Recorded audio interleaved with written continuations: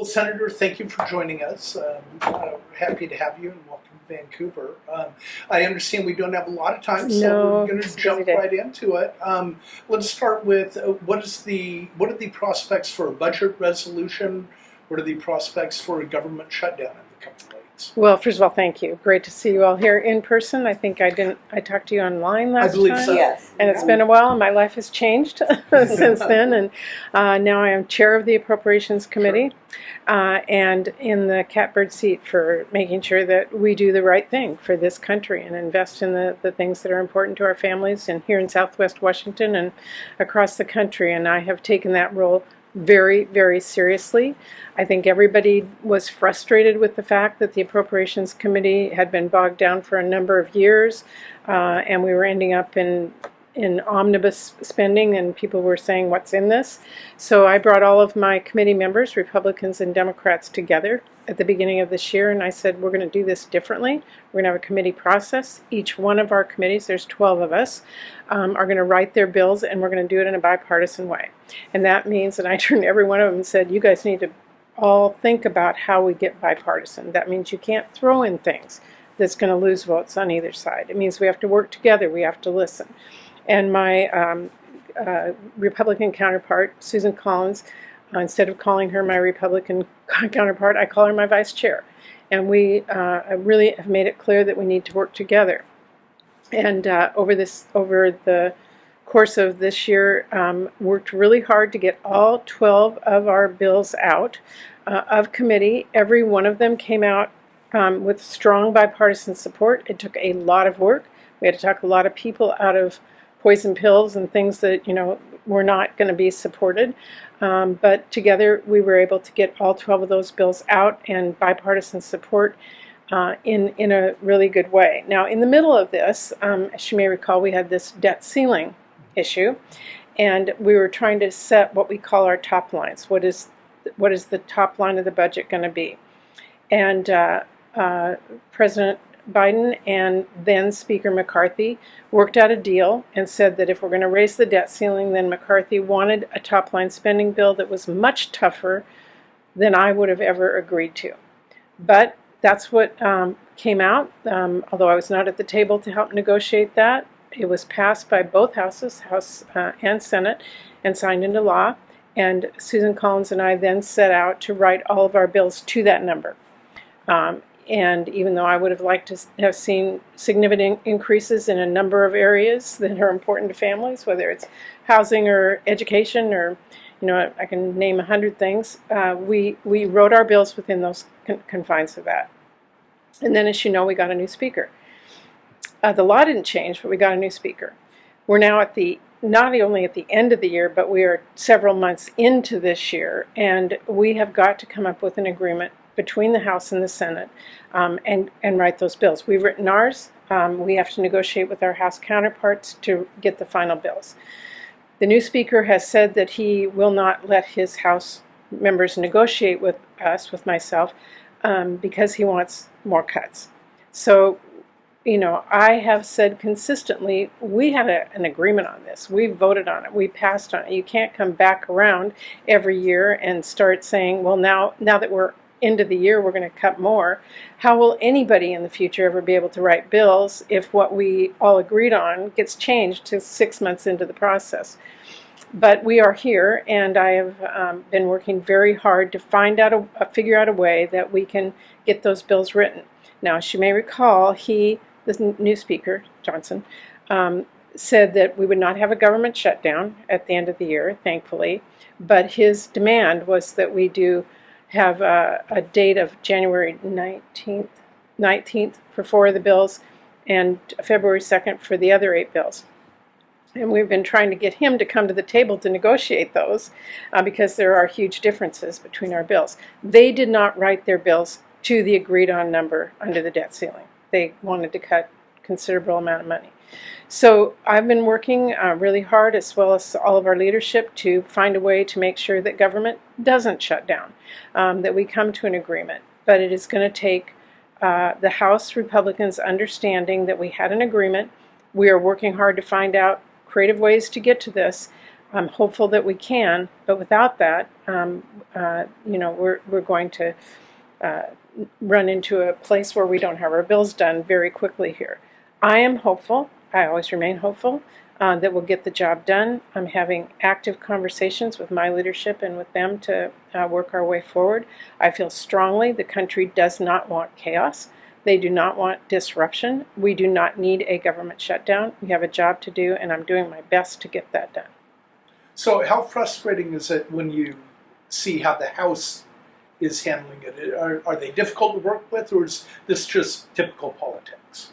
This is not, I've been in positions of working agreements before, and I have to say this is the most frustrating one, because when you have a handshake and agreement, as we did in May, and then a few months down the road move the ball and say, well, no, we didn't really agree on it. How do you ever say, okay, this is it? You're not going to move it again on us. So it's been extremely frustrating to work with the House Republicans. But having said that, I will tell you, as I said, I do not want to see a government shutdown. We're going to have to make some tough decisions over the next several weeks, but I'm determined to do everything I can to make sure that this country can keep moving forward with what we need.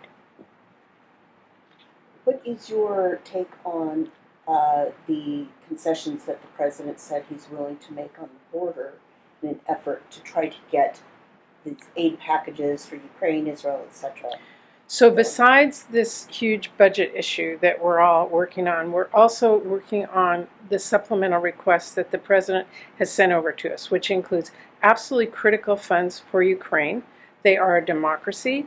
They have been invaded by Putin in an aggressive way, and we need to continue to show that we will stand up for democracies along with our NATO and European partners, as we have done since the beginning of this, and to make sure that we are behind Ukraine and our allies as that moves forward. That's part of the funding. Another part of the funding is for humanitarian aid in Israel. I feel really strongly that we have to include that in this package. We can talk about that separately. The Republicans have come back and said that in order for us to give any money to Ukraine, they want a border, not just funding, but policy. I'll back up. The president actually asked for funding for the border crisis, for some critical pots of money.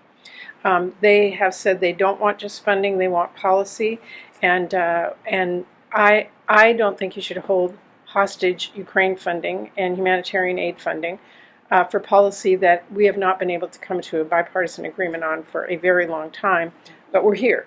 So we have our negotiators working extremely hard to see if there is a way, and the border is a tough issue. It really, there's no doubt about it. How we deal with that and what we do in our policies, no one can say it's working well, and we do need to come up with an agreement. And I'm hopeful that they will have some kind of bipartisan agreement negotiated on that by the time we get back next week, and we can move forward on the funding for humanitarian aid in Israel, for Ukraine, for whatever border policies they can agree on or we can all agree on. Devil's in the detail. We do not know what that is yet. Regarding that funding for those issues, do Senate Republicans, are they taking a different tack from the House Republicans, or is it a similar argument? Which part? As far as insisting on the border funding. The Senate Republicans are the ones who began that demand, and they were telling us in September when we were first tried to do supplemental emergency, we passed part of it, but not the Ukraine funding, that it had to include border. So they've insisted on that since the beginning. Now, I will say again, there is border funding in there. No one denies the fact that we need to have critical support for all of our agencies who deal with what's coming in across the border to make sure that we do it in a way that processes people efficiently, doesn't leave them in the country for months and months and months without being ability to determine whether or not their asylum is legitimate or not. We have to deal with the folks who are coming across and the needs that they have, and we need to have a border policy that works. This is a huge challenge for us. And, by the way, deal with fentanyl and all the other issues that we have at the border. But to do it in this manner and to hold Ukraine hostage, to me, is really abhorrent.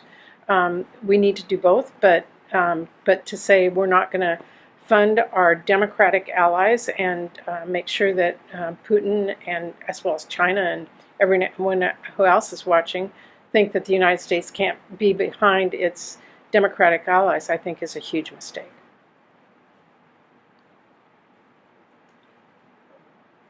Regarding getting back to the budget and government shutdown, where would you put the odds?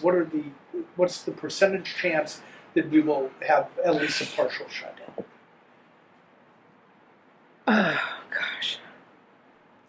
It really depends on whether the new speaker pushes unrealistic demands and says that he will not bring anything up in the House that keeps our government funding. There are House Republicans, I think it's pretty public, who want a government shutdown, and they've said it out loud. So he's dealing with that faction of his party that doesn't believe we should function, and so that's where I would put the big pause on. That's what scares me the most. So what are the odds of that? Oh gosh, I'm such not a good odds person. All I can tell you is that I am really working hard to come up with how we can move these bills forward in a responsible way. And then would you put a number on the chances of reaching an agreement on Ukraine-Israel border funding? So on the supplemental package, I think, I really think that in the Senate, I can't speak for the House, but in the Senate, I think there is really a strong effort to come up with a way forward on the border that can be passed. Will there be Republicans who vote against it? Yes. Will there be Democrats who vote against it? Yes. But I think that they are working really hard to come up with a package by next week. It's hard. The details are hard.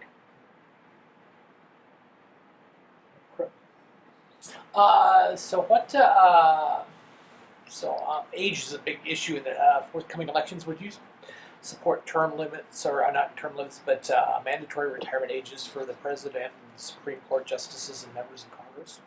No, I think that the American people are totally capable of evaluating whether a candidate has the capability, and I would say for this president, yes, he's older, but he also has the right policies, I believe, and has worked really hard to get our country to where it is today.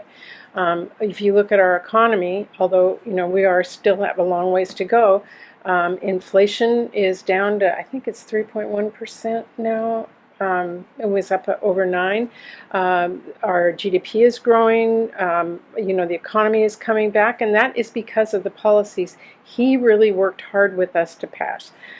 Whether it was the relief packages during COVID, whether it was the bipartisan infrastructure law, which our bridge here is counting on, to the CHIPS and Science Act, which is regenerating manufacturing here in the United States. That all is helping us recover in remarkable ways. And I think moving forward, as he talks about this in his campaign, and the country realizes that our future really is with a president who really believes in America, believes in our capabilities, and is willing to invest them, versus a candidate likely who is just invested in chaos, I think the answer is pretty clear. You mentioned the bridge. When are we going to have a new bridge? What are the prospects? What else can the federal government do? Okay, I'm going to give you a little history lesson. Back in the mid-90s, Senator Hatfield was chair of appropriations. He invited me down here, I was senator on appropriations. He invited me down here to talk about the bridge. He said, we've got to fix this. He gave me the whole history, how old it was, the safety, all of the things back in the mid-90s that we're seeing times 100 here now. And I really committed to doing everything I could to get that bridge funded. You all probably know the rest the last 25 years as well as I do. We've lived through it. And I would say where we are right now is the most positive I have felt. For the federal government to put in $600 million in the mega grant program to this means that the federal government is now committed to that bridge being replaced. Is there a lot of work ahead of us? Yes, from local governments, you know it as well as I do. All of the issues that have to be resolved have to continue to be worked forward, but I think the attitude here is that this has to be done. It's a safety issue. It is a congestion issue. It is an economic issue. And as someone who was just standing up on that bridge a couple hours ago, it needs to be replaced. It has to be replaced. And I think the forces are really there. Now, from the federal government perspective, as chair of appropriations, there's several pots of funds that I'm really working on. The Bridge Investment Program, BIP, is a critical part of that. They are applying for that right now. We should know this spring. They have to have their work in order, and I really feel that the community and the mayor here has just been awesome and really instigating that sense of hope and optimism. Applying for that, huge thing. I'm also trying to make sure that the capital investment grant, the SIG program, which has to do with transit, that they can qualify for that. That's another pot of money that, as chair of appropriations, I am trying to fully fund so that that's available down the road as well. So, everybody has to look at every part of what they can do, both state legislators, communities, everybody has to be all in on this, and I can certainly tell you I am. Do you sense that attitude has changed from 10 years ago or 20 years ago? Yes, absolutely. I mean, remember, what do we had? A huge chunk of funding that we couldn't spend because everybody started fighting about which state, what's it going to look like, all the things that are hard to decide. But I feel like those arguments now are more about let's make a decision rather than let's do everything we can to stop it. I want to go back. You mentioned the economy and several positive benchmarks. Do you think does the public understand that? Are Democrats able to sell those successes? Are people believing it? It's hard for people to feel the reality of that in the moment. If you look at the numbers are incredible right now, as I just talked about. The inflation rate is down to around 3% now. Unemployment is down. The growth factors that we're seeing, all of the projects, I mean, look at the construction projects that are happening as a result of some of the work that Congress and our states have been doing. But there are still things that are holding families back. So it's hard for them to say, I feel better. Childcare, to me, is one of the huge issues that is keeping families from feeling like they can really compete in this economy and be able to participate. That's something I'm continuing to work on, both through the appropriations process and policy-wise. I'll never give up. I'll keep fighting on that. I think things like healthcare costs are continuing to be burdensome for families.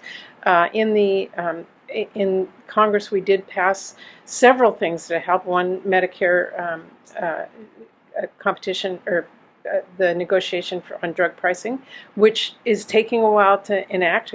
It's a huge process to get through. That will make a difference as we see drug prices reduced. Insulin prices is something smaller, but just as consistently important. And continuing to keep our eye on that and doing everything we can to help lower costs for families as we get through these challenging times. And you mentioned childcare. What role can Congress play in? Yeah. So on appropriations, what I was able to do in the year-end last year was increase the CCDBG funds, which communities can use for childcare, by 30%. So those funds are now going out to communities to help them have more families access childcare. I am continuing to try and do that in this year's appropriations bills, which, as you know, are coming up here right now in the next few weeks. And that is something very concrete that people see.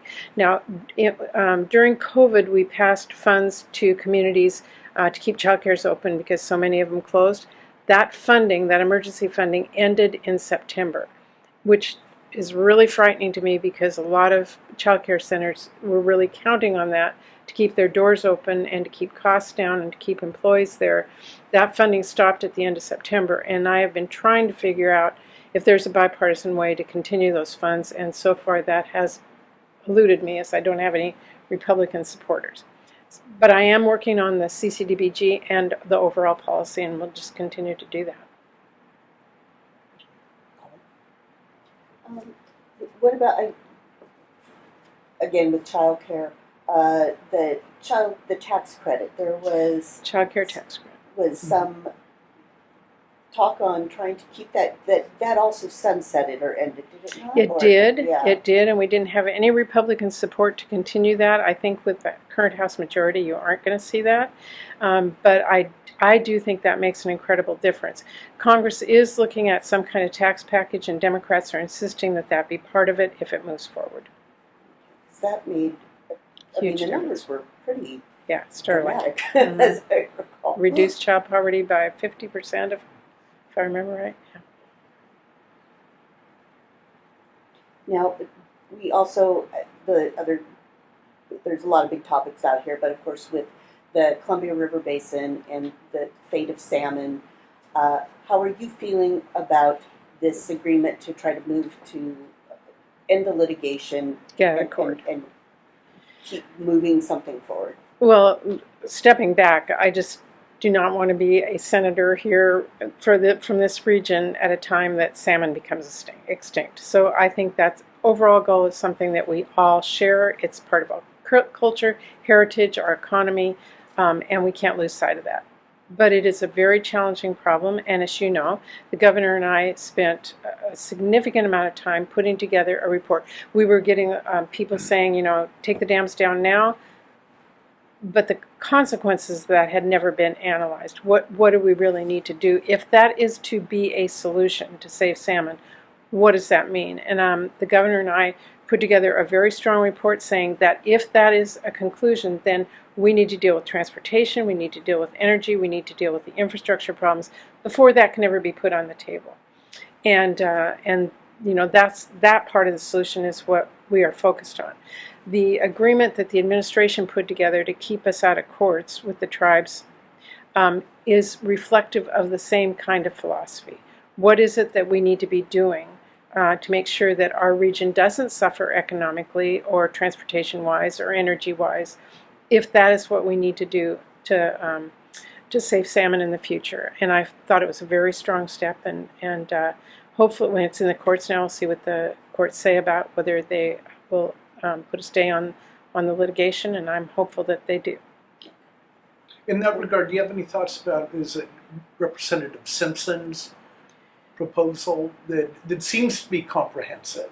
So he put forward a proposal to remove the dams, oh my gosh, a couple of years ago Yeah, now. it was a couple of years ago. Yeah, and It never submitted it as legislation. Right, or anything. And I think it was an instigating factor within Congress that this is an issue that we all need to be aware of. So I really commend him for that. It doesn't have the votes in the House. I doubt if it would for a very long time to come. Again, because right now the argument is if you take down the dams, we lose energy. If you take down the dams, transportation becomes an issue. If you take down the dams, all of the complex problems that are created. My goal is to make sure that we are trying to focus on what we need to do for all of those, both for salmon and for the region.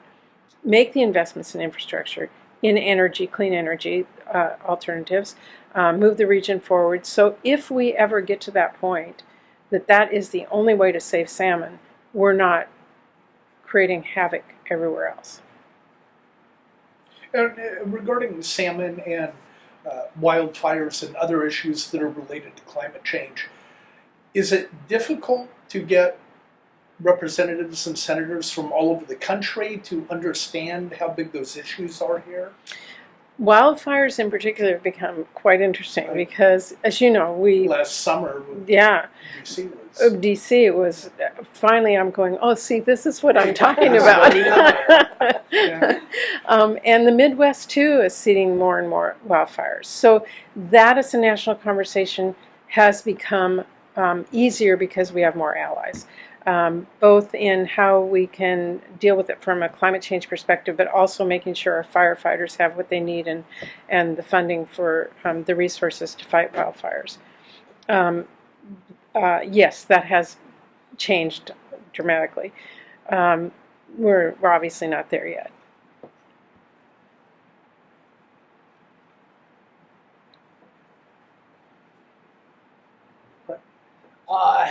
So we have a new representative from this area, Marlyn Campperz. Have you had any dealings with her? What's your opinion of how she's doing? I've seen a lot of new members of Congress come in, and I will have to say I am very impressed with Marie. She came in, she is a workhorse. She goes to work, she has her goals. She sat down with me as I'm chair of the Appropriations Committee and said for her CDS projects that she's focused on, this is what I'm trying to accomplish. So I understood as we worked in the Senate, and we work on CDS separately in the House and the Senate. But she is very focused on what this region needs, on making sure that she is the voice, representative, fighting for her constituents here, and not coming to Congress to just be on the Sunday talk shows and, sound bites. And I personally really appreciate that kind of work.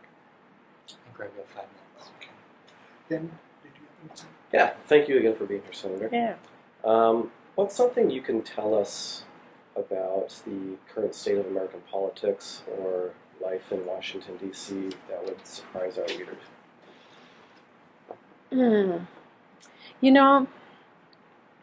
That's such an interesting question. I think it is hard to say that we're functioning well, but I also think most people in the country don't see a lot of the work that we do together.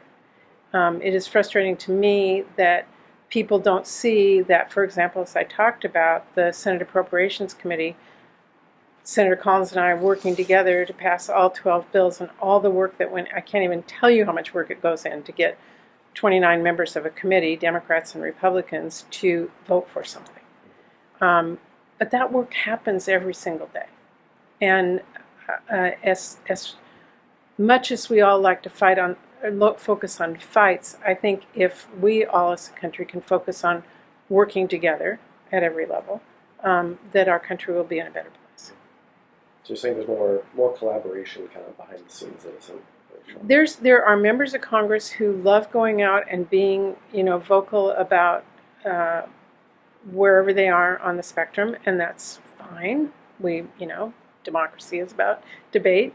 But I think the more we can collectively recognize that a democracy is a place where you debate, you work for what you believe in, you advocate for what you care about, but at the end of the day, it's a democracy. We vote, and somebody wins and somebody loses. And when you lose, you get up and say, okay, I didn't win that way. How can I make sure that I'm working this problem in a different way? And you only do that by working across the aisle.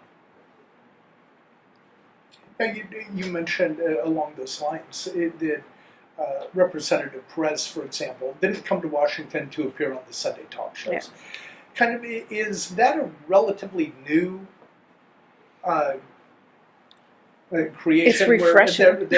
But I mean, there are many members who that's their primary goal. They seem more interested in performance and theatrics. There always, in the time I've been in the Senate, there's always been senators who just rush to a camera, and that's. But there's been more who've really focused on trying to get things done and really work the process. That is, I think, hopefully changing with people like Marie, who are coming really focused on getting things done. It's how I've always operated. It's what I respect, and we need more people like that.